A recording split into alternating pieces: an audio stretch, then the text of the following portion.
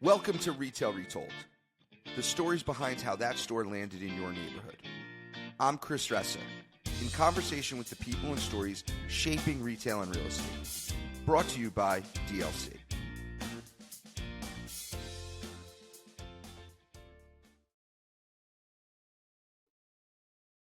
Welcome to Retail Retold, everyone. I'm your host, Chris Ressa. Thanks for joining me today. So I'm excited for today. We're going to talk about a redevelopment that's been in the works for a while and the lead store opening for that, which is Sprouts in Fort Myers, Florida, in our shopping center in College Plaza. So redevelopment is a funny word. It means a lot of things to a lot of different people. For some, redevelopment is a change of use, right? Where you're taking a retail box and turning it into self-storage, or you're taking a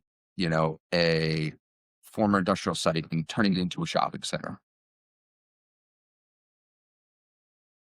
For a lot of things that we do in retail real estate, redevelopment really means, and by the way, we do that, but for a lot of people in retail real estate, in particular us, redevelopment means that it's still generally retail to retail at times. And I think it's important to start with redevelopment because what really drives a redevelopment is highest and best use. And it is funny how we determine the highest and best use. So the highest and best use is really determined by the demand for that use in a market and the financial wherewithal of satisfying that demand. I think one of the things that happens where properties don't get redeveloped, even if there's demand, the financial wherewithal to meet that demand doesn't work. The economics don't work.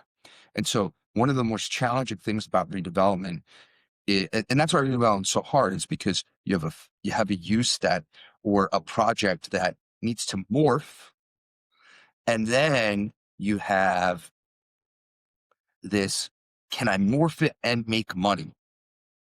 Which is a hard thing. Now, with a caveat, there's obviously redevelopments of properties that are great and we're trying to make them better.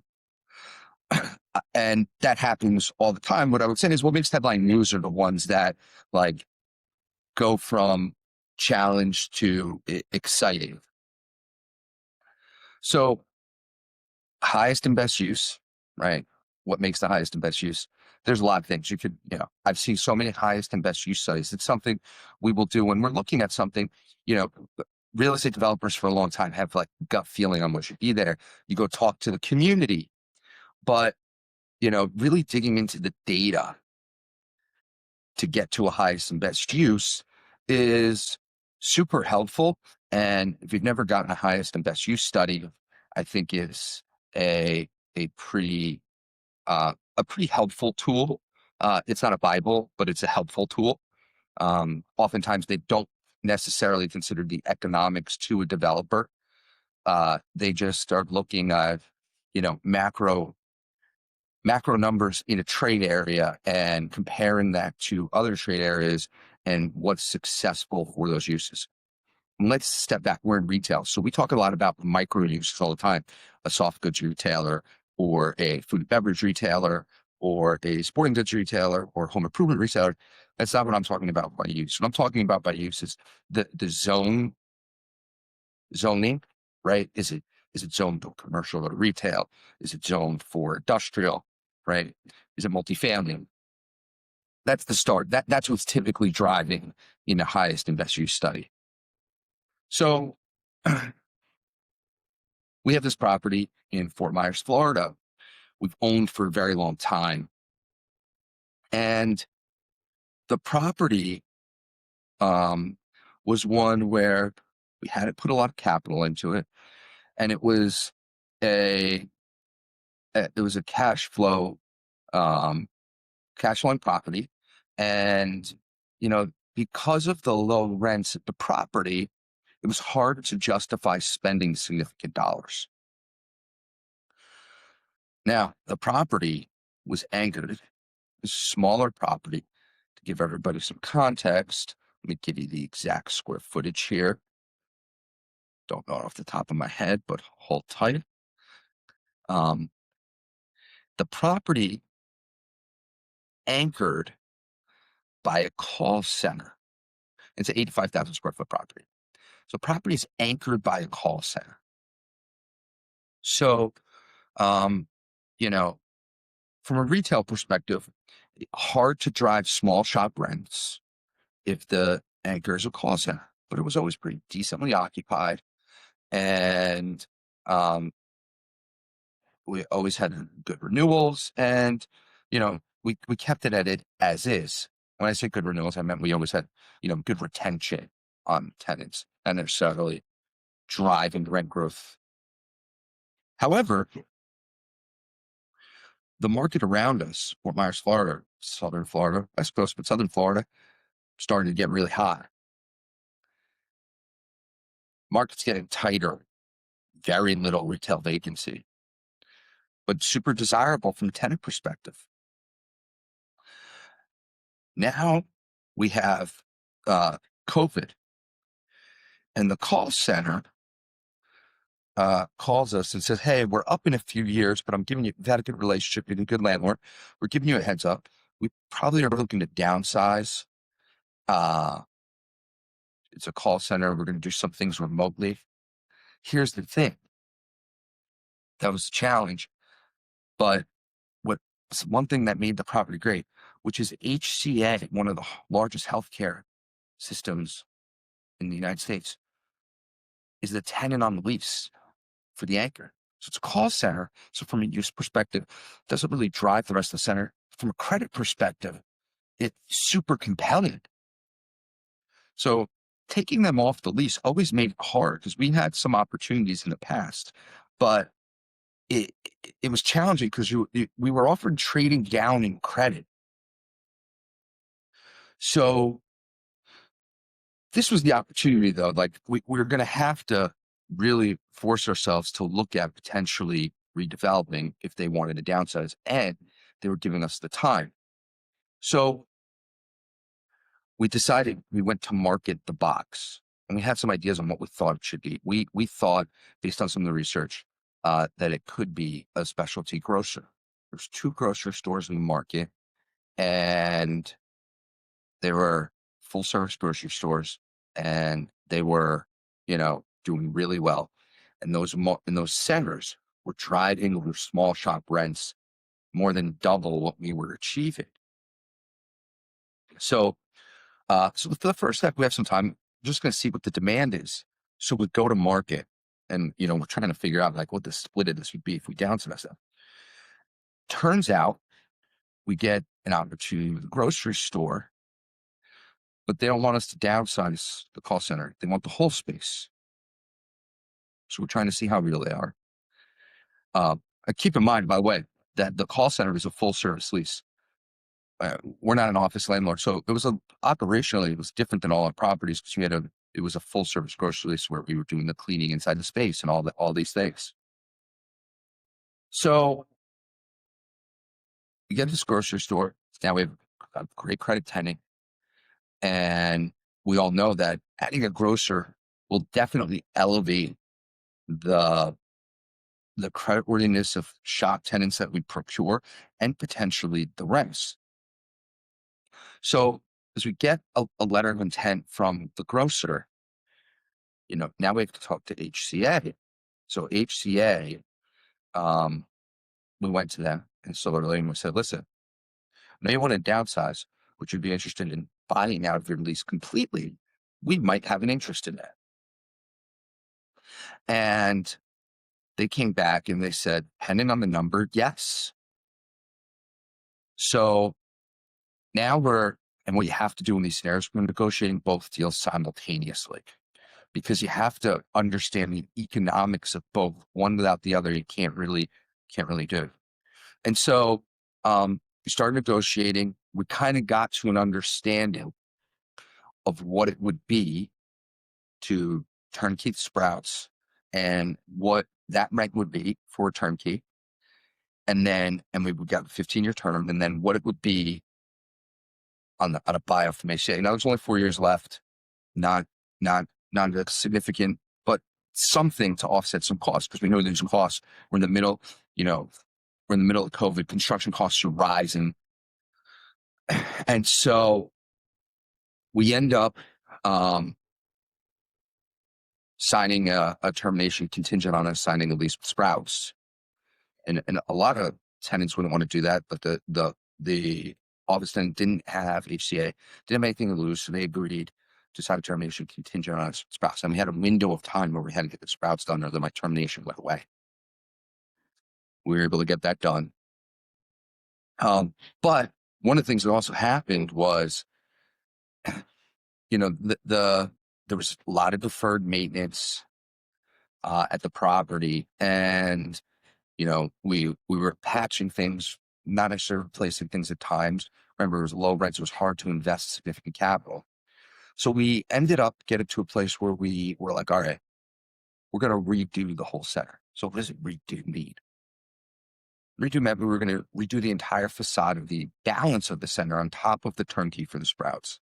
And then we were going to start to bring in new tenants to push rents. Now, pushing the rents meant we were going to have to invest more dollars because some of the spaces were in tough condition. We're going to have to really renovate those spaces to get them leased up.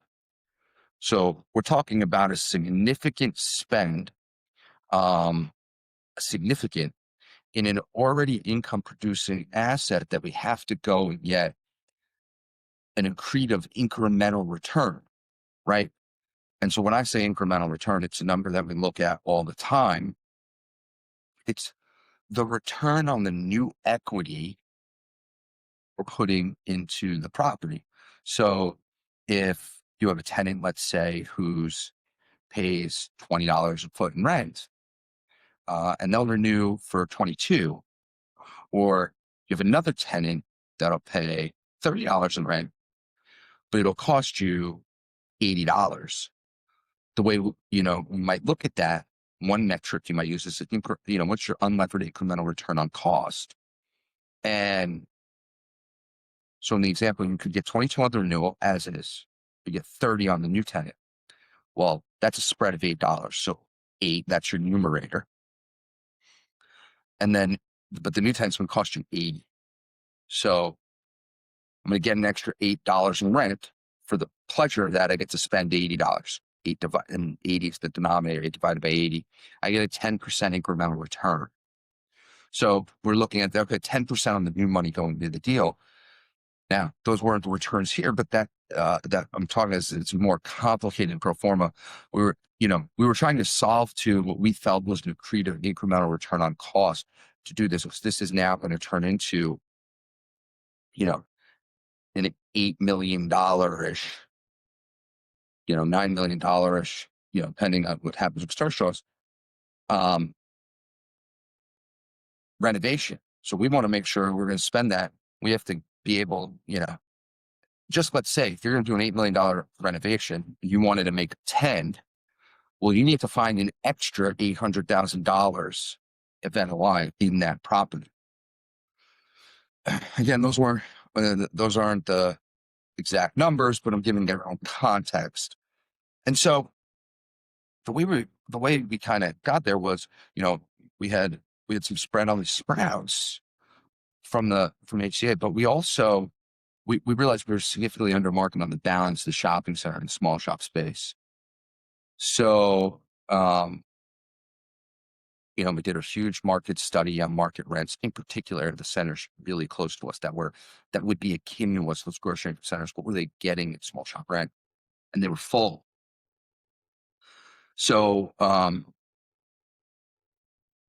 we ended up moving forward with this Sprouts HCA termination and new signing, and committing the dollars to the property. And Sprouts ended up opening a couple weeks ago. It looks great. You can go on our social media, DLC, or my social media, go on my LinkedIn. You can see what the new Sprouts looks like. And the balance of the facade is continuing now and should be done relatively soon. So that's the story of Sprouts. But something I will say that is something to keep in mind is, because we made a big bet here, right? If we don't lease up the rest of the small shop at, some rents, if our thesis in bringing in a grocer, remodeling the center, coupled with the market fundamentals, doesn't drive rent growth, right? Those are the three things those are the base foundation, right? Bringing in a highly productive hot grocer, long-term basis, remodel the center, and the market fundamentals, demand in the market for space is high, low vacancy, South Florida is, growing. Those are the three foundations, the non-monetary, but the foundational pillars of the investment thesis. So, if you're right, you should be able to, get some small shop. If you're wrong and it's a big miss. We have done this a lot all over the country, so we're pretty compelled by the opportunity.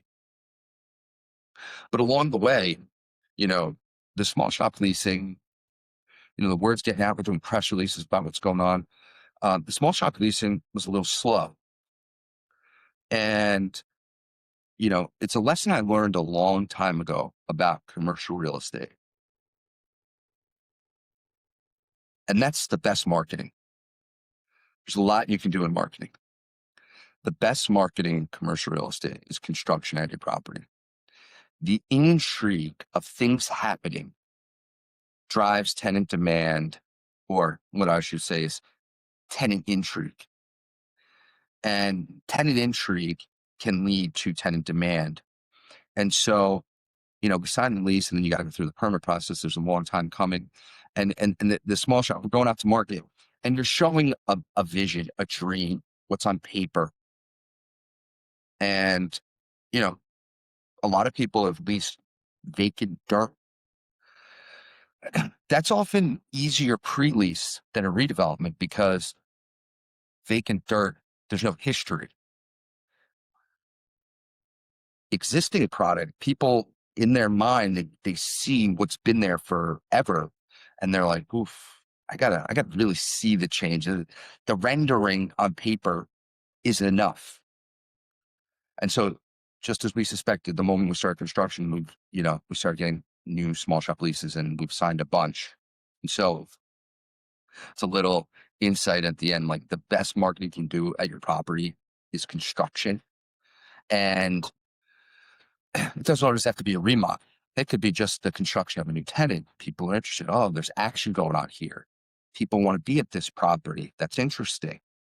What's going on here? Let me reach out to the landlord. Let me find out. Let me get more information.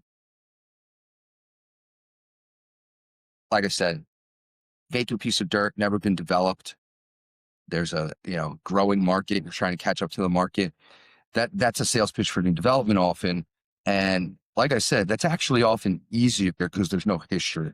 So anyway, that's how Sprouts opened at College Plaza in Fort Myers, Florida. You should check it out on our social. You should check it out if you're ever in Fort Myers. I'm excited about this redevelopment. It's cool.